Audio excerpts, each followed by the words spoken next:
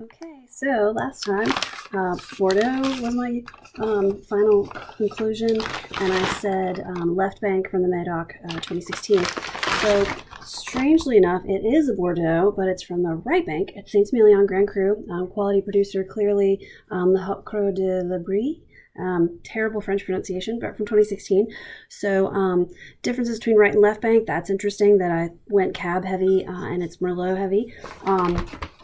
Slight differences, a little more tannin, difference in the way the green presents.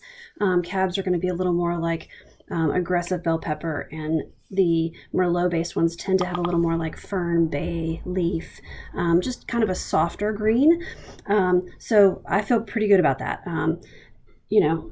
Splitting hairs kind of thing, but something to pay attention to and focus on for next time. Speaking of next time, let's taste a white wine. So there's some bubbles on that, right? But this is not gassy. I think we're talking youthful, screw cap, a little bit of spritz from that. It is a clear, pale white wine. No real, no sediment, no gas really, except for that little bit of bubbly that might be from screw cap or really youthful wine.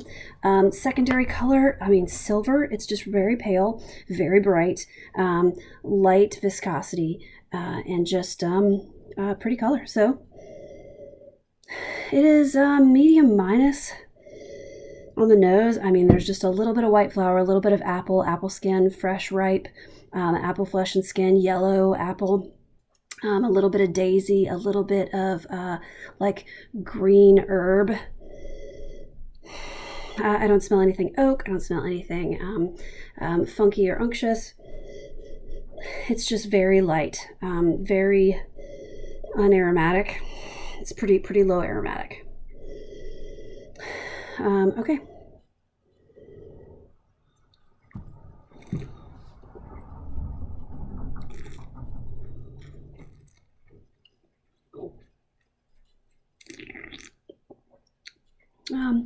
Wine is dry, crisp, tart to just under ripe, just ripe.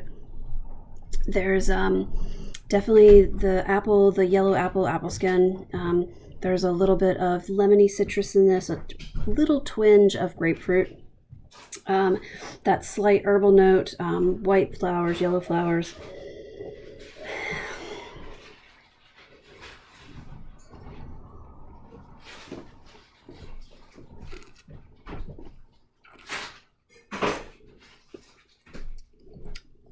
There is a little leesy, yeasty component to it, a little bit of bitterness. It's pretty aggressive acidity. It's definitely leaning with that acid.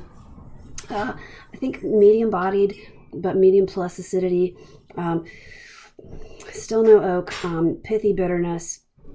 It's even more like citrus peel and citrus pith on this one. There's a little bit of like white sandy stone minerality, and that little bit of laziness makes me think this is makes me think I need to talk about structure. So again, let's reiterate that we talked about medium plus acidity, medium body, medium alcohol, nothing too glaring. Again, a little bit of that pithy phenolic from like texture or white pith from the citrus fruit. What else can I say about this wine? It's pretty neutral. I think we're dealing with cool climate, neutral whites. So that could be Melon de Bourgogne, so Muscadet from the Loire Valley from France. I could be dealing with could be Albarino, but it's just not fruit forward enough. That little bit of stone mineral and grapefruit, and we could talk more Loire Valley grapes like Sauvignon Blanc, like Sancerre. I think there's a little bit of green and a little bit of floral, but nothing. And I think usually Sauvignon Blanc is going to be more aromatic than this. So could be Elbling from Germany, but that's not going to go into my tasting notes. So I feel like could be Pinot Grigio, but there's a little bit more acidity than I think a Pinot Grigio is going to have. So, you know, cool climate, youthful, old world. 2017, 2018, actually that little bit of gassiness under the screw cap. So it's still a really youthful wine. So 2018 Melon de Bourgogne from Muscadet, Cedrat Maine, a little bit of that Lees aging. I think that all kind of fits and falls in line.